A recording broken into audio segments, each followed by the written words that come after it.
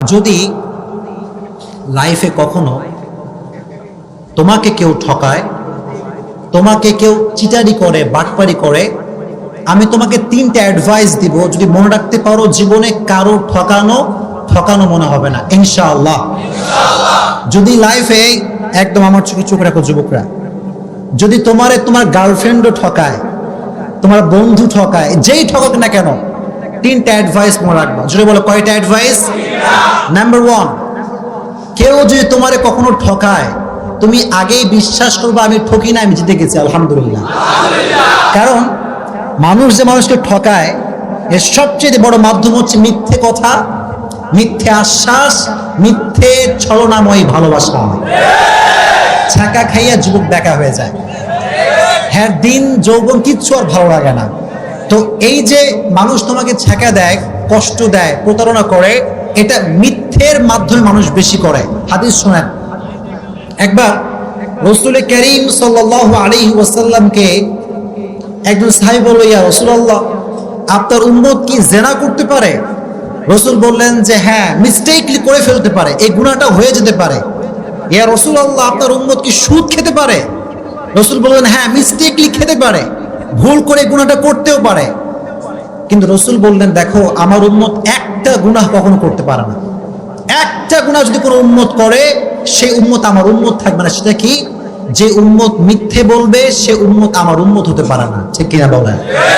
তো যে আপনার সে বাটপারি করছে, সে নবীজির উম্মত থেকে বের হয়ে গিয়েছে। আর আপনি যদি ধৈর্য ধারণ করতে পারেন, আল্লাহর উপর তাওয়াক্কুল করতে পারেন, ইন্নামা ইউওয়াফাস সাবিরুনা আজরাহুম বিগাইরি হিসাব, যে ব্যক্তি সর্ব অবস্থায় ধৈর্য ধারণ করবে, কিয়ামতের কঠিন ময়দানে আল্লাহ তাআলা তাকে বলবেন তুমি দাঁড়াও।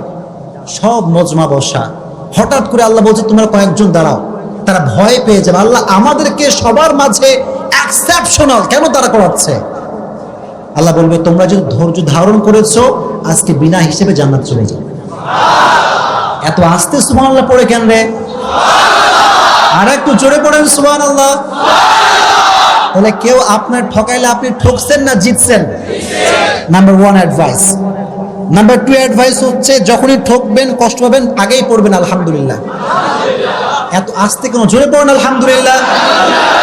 কেন আলহামদুলিল্লাহ? শুনুন, হতাশ হবেন না। এই যে মানুষ আমাদেরকে ঠকায়, একটা উপকার হয় কি জানেন? মানুষ কি চিনতে পারে যে কোনটা ধোঁকাবাজ আর কোনটা ভালো মানুষ। এটা জীবনকে আরো সামনে এগিয়ে দেয়। एंड यू नो, जिंदगी में कभी कभी आगे बढ़ने के लिए एक कदम पीछे भी जाना पड़ता है। জীবনে কখনো কখনো সামনে আগাবার জন্য এক কদম পিছু পা ফেলতে হয়। ঠিক কিনা বলেন? মিজানুর রহমান আজহারি বলেছিল, আধারে ভয় পেও না, আলো আছে আড়ালে, অন্ধকার পালিয়ে যাবে তুমি উঠে দাঁড়ালে। আমিও সেই কণ্ঠে কণ্ঠ মিলিয়ে বলতে চাই, যুবক, ছাকা খেয়ে বেঁকা হয়ে যাও না, শক্ত হয়ে দাঁড়াও, শপথ গ্রহণ করো, এস্টাবলিশ হয়ে দেখাও। আর যে মানুষ তোমাকে ধোঁকা দিচ্ছে, আগামীকাল সে আফসোস করতে করতে মরবে। এই জন্য যখন কেউ চিট করবে, পড়বা আলহামদুলিল্লাহ, পারা যাবে ইনশাআল্লাহ। এন্ড লাস্ট অ্যাডভাইস, এটা বলে আমি আলোচনায় ফিরে যাব ইনশাআল্লাহ। যদি কখনো তোমাকে কেউ ঠকায়, মনে রাখবা যে মানুষকে ঠকায়, সে তার লাইফে সুখ খুঁজে পায় না। ঠিক না? অনেকে বলে হুজুর যে ঠকায় সে খুব ভালো থাকে, হুজুর বিন্দাস ঘুরে বেড়াচ্ছে, কোনো টেনশন নাই। আরে ভাই, he hasn't peace of mind, he hasn't peace of heart। মানুষকে যখন মানুষ কষ্ট দেয়, আল্লাহ তার মানুষের মনের যে প্রশান্তিটা কেড়ে ফেলে। এই জন্য যে আপনাকে কষ্ট দিচ্ছে, সে আসলে জিতে নাই, সে হেরে গেছে। জিতছে না হারছে?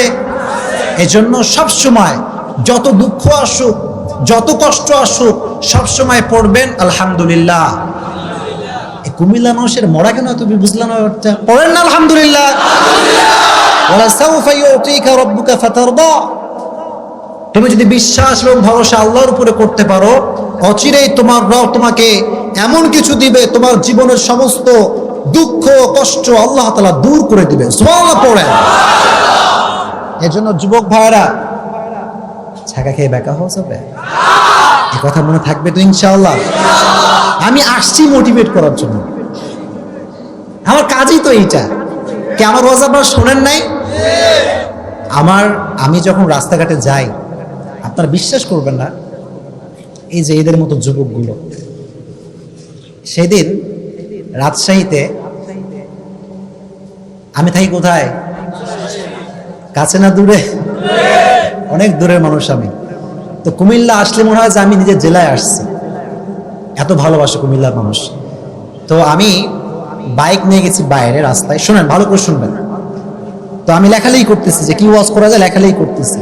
হঠাৎ করে একজন যুবক পা ধরে কান্না শুরু করছে, আমি নিজেই ভয় পেয়ে গেছি, পা ধরে আর ছাড়ে না। গ্রামের ভেতরে আমি নিজেও ভয় পেতেছি, এই ছেলেটা কে, এরকম কাঁদতেছে কেন।